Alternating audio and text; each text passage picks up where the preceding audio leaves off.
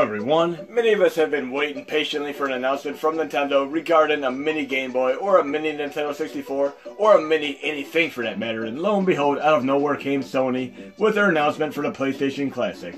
And I got a whole myriad of questions and comments regarding the hackability and modability of said system, which is set for release on December 3rd, with a good selection of preliminary games. We didn't get the full announcement of all the games that are going to be on it, but all the games that are coming on it, primarily to start with, are actually incredible games, and I'm big fans of all of them.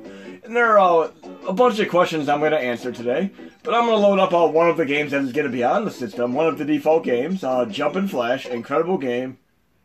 It is a great 3D platformer game, and it actually ironically came out before Mario 64. But obviously by the time Mario 64 came out, it completely usurped this game, and this game became obscure and a cult classic, a veritable gem for that matter. But I love each and every Jumpin' Flash game in the series. 1 and 2 were released in the United States, but 3 was only released in Japan. But let's check this game out for a moment here. And it has this really incredibly cool gimmick where you're able to do a triple jump, and I've always got a huge kick out of that triple jump. And of course Mario 64 has a similar style jump too. Okay, let's check this out. And many of you are completely on the fence of whether or not you should spend $100 US as far as pre-ordering it or buying it. And if you're talking about 20 games for that matter, that's $5 per game. And you have games such as Wild Arms, Tekken 3, R4 Ridge Racer Type 4, and of course this game right here, Jumpin' Flash. Really cool game. I've always been a big fan of this game. Like I said, by the time Mario 64 came out, it completely dominated the market as far as the precedent for 3D platformer games, and Bubsy 3D got left in the dust. This game got pretty much forgotten pretty fast. Really cool game, and if we're talking about the best games of all time, I'd absolutely love to see something like Symphony of the Night, and of course not Final Fantasy 7, I should say Metal Gear Solid on the system, because we're talking about the 4 best games in all of existence, I mean, that nobody can truly argue with. 3 of them are on the original PlayStation 1. Those are Final Fantasy 7, Metal Gear Solid, and of course Castlevania Symphony of the Night. And the 4th game, and I'm not talking about these in any specific order, would of course be Zelda Ocarina of Time, which is on the Nintendo 64. There's no denying that is a fantastic Zelda game that is absolutely untouchable. But I'm going to be answering a few questions regarding the hackability and modability of the PlayStation Classic, as well as doing a little bit of a test showcase of some of the games that are coming on it. A very cool game here.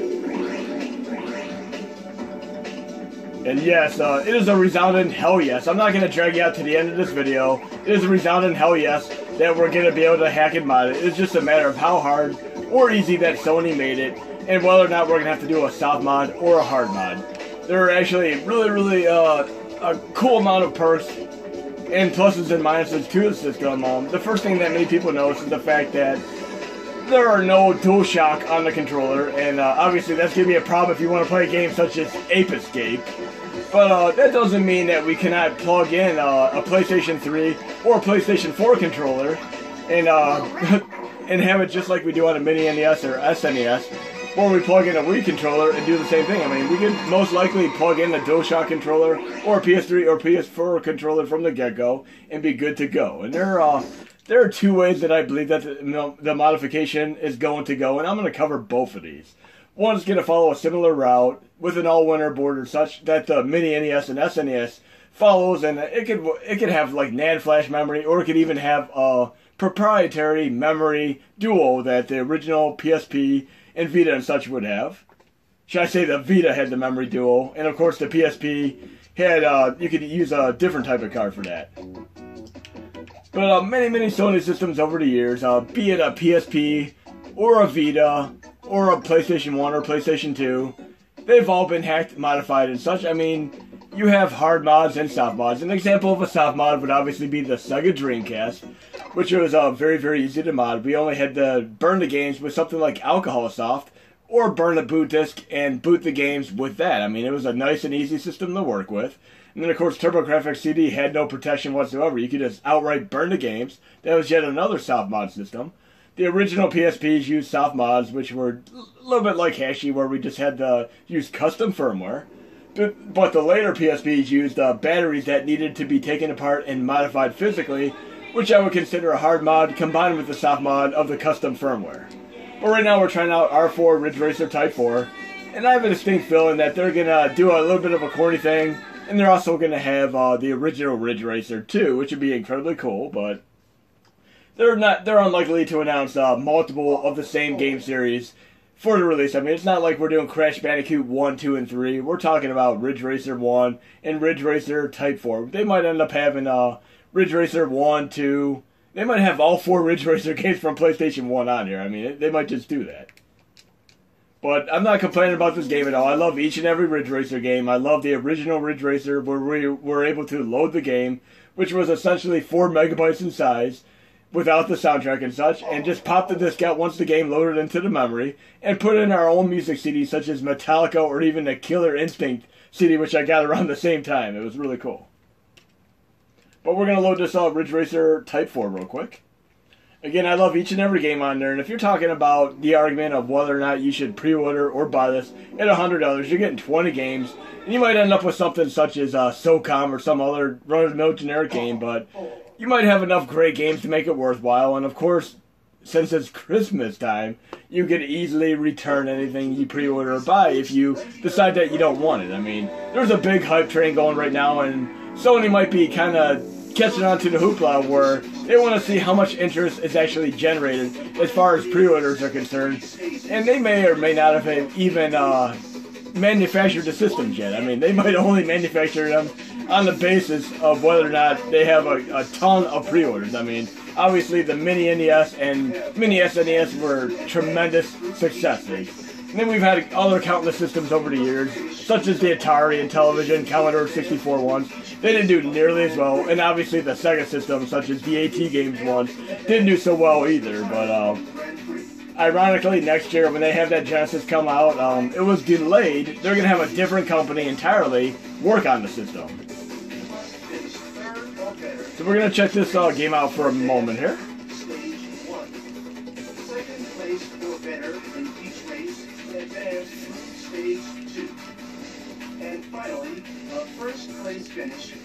And I still think after all these years, the best Ridge Racer games have always been the original PlayStation 1 ones.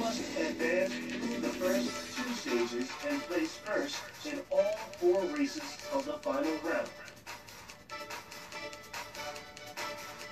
And due to the licensing of games such as Gran Turismo, I don't think we're going to be seeing Gran Turismo on there. And obviously, we would absolutely love to see Road Rash, but there's going to be licensing hell as far as Soundgarden, Therapy, and the other bands that are on that soundtrack.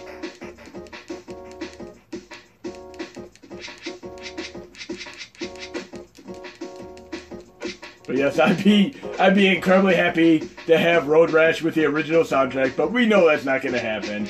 Just like if they ever did a mini Dreamcast and we had Crazy Taxi, it'd be very, very unlikely that we would have the original soundtrack from Crazy Taxi. I mean, I love all the music from that, including The Offspring. It never ever gets old.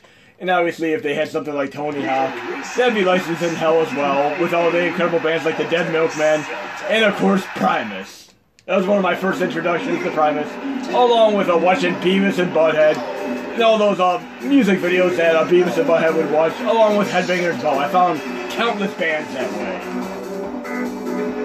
Very, very cool game, and I'm going to be happy to play this on the PlayStation Classic in December. And I'd be very, very happy to find that within the system they have something along the lines of a Memory Pro Duo, and I'm going to get into that when I move over to my other little gem of a hookup system for the TV. You're going to know what I'm talking about within the next couple minutes here. And you ever notice that a ton of Japanese games tend to have jazzy soundtracks to them? We always get little pop fusion jazzy soundtracks, whereas in the United States, we tend to get more metal-based or R&B hip-hop style-based soundtracks. And of course, in the UK, they tend to get a lot of trance-style soundtracks. And I absolutely love the games like that. I love that kind of mixture of metal, trance, and such. And I I can tolerate this jazzy pop fusion to a degree as well.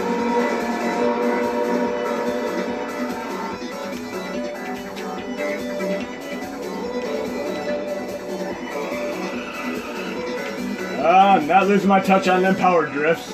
You can't get anywhere in the original Ridge Racer until you learn how to power drift.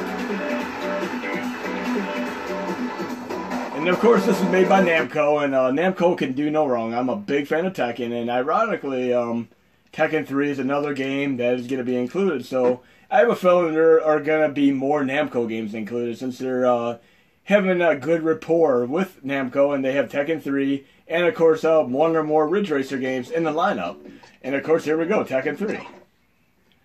And Tekken 3, I mean, sorry to say, I didn't play Tekken 1, 2, or 3 when they first came out initially. I was playing a bunch of other games on Nintendo 64, such as Pilot Wings, Mario 64, and so on. But my friend introduced me to the Tekken series when he had a PlayStation 2, and I never ever looked back. And I'd have to say Tekken and Soul Calibur are two of my absolutely favorite fighting game series, along with Killer Instinct, and of course games such as Street Fighter and Mortal Kombat. I love all of those. I mean, I like Dead or Alive, but it's definitely not in the top leagues of my, or top tier, should I say, of my fighting game series. And I'm a little bit disappointed loading the lineup here, and the characters that I am best at, such as Steve or Raven, Gen Ryu, they're not in the original game, so I have to use somebody like King, and King's a really cool character in the later games. So we'll do King for a moment here. And you cannot complain about having Final Fantasy VII and or Wild Arms, because an RPG is definitely going to be pretty awesome. Especially ones that have multiple discs and are going to be easily switchable on the PlayStation Classic. Whereas you got to use M3U or some kind of funky disc tray switch in an eject system to switch disc on the mini, which is a little bit unintuitive for many. Very, very cool game, and one of the best two-player games without a doubt. But yes, you cannot go wrong with any of these lineup games. I love Jump and Flash. Tekken 3 is great. R4 Ridge Racer Type 4 is awesome. But again, we're establishing that one of the routes they could take is obviously the route of using an all-winner board, which is similar to what Nintendo used. And we're going to have a bit of a NAND modification, or we might crack it open and find an actual memory card in there, or some sort of mini hard drive that is going to contain all the memory for the games and such. The second route that I believe they might take is going to be one that I really, really thoroughly hope they take. And I'm going to explain that when I switch over in a moment here.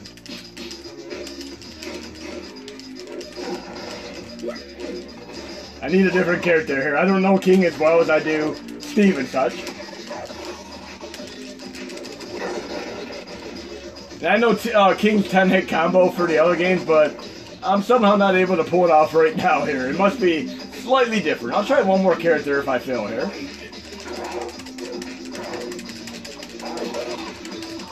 That was part of it in the original one.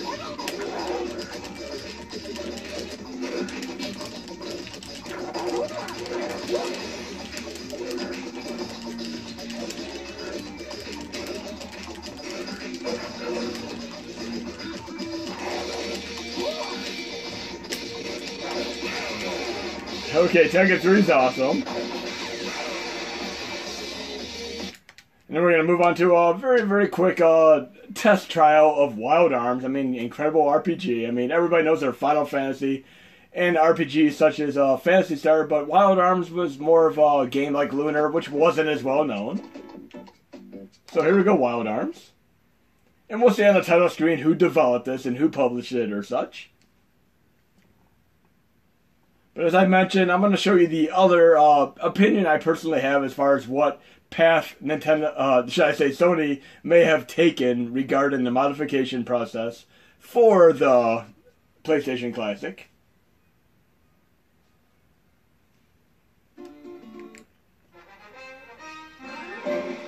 Trademark of Sony.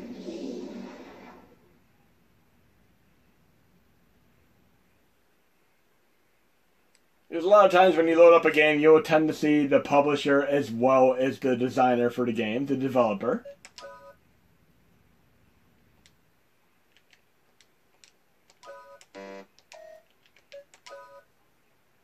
Wandering Youth, a treasure hunter, a girl from an abbey. I'll try a Wandering Youth to start with. I need my ninja. Every game's got to have a ninja.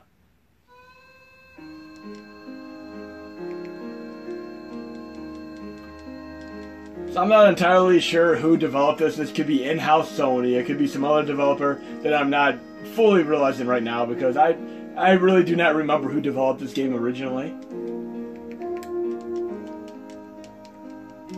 And one thing that I'm a little bit doubtful of is I do not think we're going to have the ability to do what we do with RetroArch as far as rewind or fast forward unless we're able to integrate RetroArch, which obviously if they follow this path, we should have no trouble whatsoever getting RetroArch and all the cords that are currently in my set working on the PlayStation Classic. And due to the fact that there are 20 games, we're obviously going to have a lot more than the 500 megabytes or so of memory that are on the Mini. I mean, we're going to probably have closer to 20 to 32 gigs of memory or hard drive space, which is going to be incredibly awesome.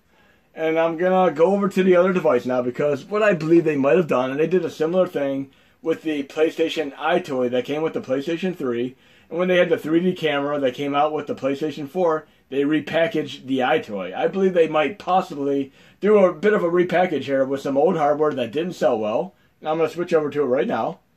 Called the Sony PlayStation TV. And this was meant to be a device that would compete with the Fire Stick and of course the Apple TV, but it fell between the cracks and it failed miserably. Had literally zero to no sales at all. I mean, I was able to pick this up at a very, very bargain price, and many people have complained over the years that their PlayStation Vita was unconnectable to a TV, but guess what? This is essentially a PlayStation Vita in disguise. You can play PlayStation 1, PlayStation Vita, arcade games, as well as, should I say, PSP games. Now I'm looking through some of my games here. I have a bunch of games that are both from my PSP as well as my Vita. I mean, incredibly awesome. I have the Vita version of Need for Speed Most Wanted. I have Call of Duty Black Ops on here. Guacamelee, which is a great Metroidvania game with a Spanish influence. Rayman Origins, I mean, some Arkham Origins Blackgate, which is another Metroidvania style game. Stranger's Wrath HD, Rogue Legacy, I mean, incredible thing. And I have a feeling that Sony may have possibly taken this device and actually repackaged it or rebranded it for use with the PlayStation Classic. Yes, it would be a little bit expensive to go through this process in the trouble and tribulations of pulling it off, but depending on how much hardware they had left, they may have conceivably done this. I mean, it's all speculation at this point, but let's see what I have here.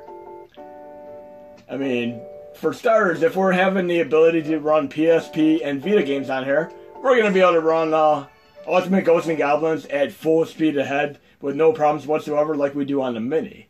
And another issue we may still conceivably have would be the fact of the dynamic recompiler issue. So even though we're running games like Wild Arms and Jump and Flash and such, we may still have trouble running games such as Star Wars Jedi Power Battles, which may still crash every 30 seconds or so.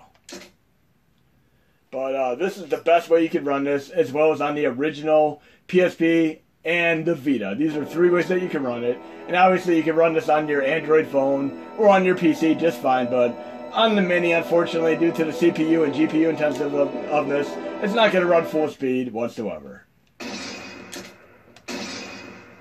But incredible game, and I'm able to run it full speed ahead. Now I'm really hoping that Sony took this route because this would mean that we're going to be able to run Vita games as well as PSP games and PlayStation 1 games on the PlayStation Classic Portable. And there's a whole lot of speculation as far as what other type of things we're going to have. I mean, it'd be really cool if there's an SD card hookup inside and any type of Wi-Fi compatibility, because I mean, imagine if somehow they used it, should I say the roots of this device right here, we're going to potentially have a chance of connecting to the PlayStation Network and downloading games like this. That'd be incredibly awesome.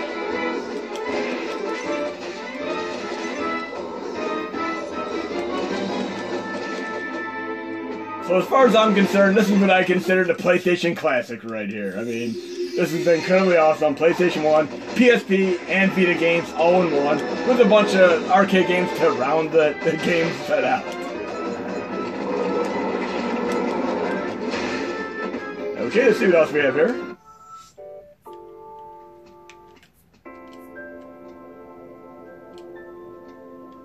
And it works pretty much like an XMB menu, just like you would have on the PlayStation 4. Very, very close approximation to that. And I have a bunch of PlayStation 1 games, including Final Fantasy VII. I bought each and every PlayStation 1 game I could conceivably buy. I mean, just letting these companies know, like Nintendo and Sony, that if the games are available for purchase, I'd buy them. So stop complaining about, you know, the ins and outs and gray area, because if the games are available, many people are going to be buying these. I mean, I would drop $5 to $10 in an instant on any of these PlayStation 1 games. I buy each and every one of them, whether or not it's medieval, which is lesser known, and more of like a Nightmare Before Christmas style first person, or should I say third person behind your shoulder style action platformer game. But Symphony of the Night, Final Fantasy VII, must have games. I have Bastion, which was also released on PlayStation 4 more recently, along with Xbox and such. Titan Souls, which is a great Shadow of the Colossus style game. Mega Man Legends, yes, we'd all love to see Mega Man Legends show up on here, but Titan Souls is actually an incredible game. I mean, if you, I'm sorry to be sidetracked here, but if you're able to run this game, this would be awesome. Those of you who are big fans of Shadow of the Colossus, this is essentially an old retro Super Nintendo style, should I say, retelling of Shadow of the Colossus. Very, very cool game. If you ever have a chance to pick this game up, it is well worth it, because it plays like Shadow of the Colossus with a Super Nintendo feel. And I definitely have to showcase a game like this, because it is an incredible gem that I'm very, very glad I picked up. Now I'm going to be showcasing many more games like this, which are obscure gems, such as Rogue Legacy and Titan Souls, in my Horror Extravaganza videos. And again, I may have been running about here. I mean, the second question that has been prominently asked is whether or not the system is going to be able to emulate PlayStation 2 games. I'm going to again say no. It is 99.5% unlikely, so just remember that. We're probably unlikely to have PlayStation 2 capability on the mini PlayStation Classic. But we should be able to run each and everything that we're currently running via RetroArch. We should be good to go, because even if they use the roots of this, we should still be able to hack in RetroArch without much trouble. But yes, I feel like I'm playing an overhead Super Nintendo style Shadow of the Colossus game. I mean, you go with the overworld map and you have your multiple bosses.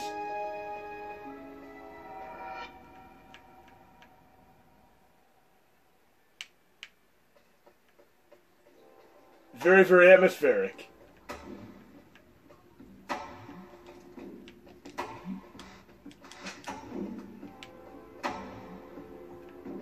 First boss.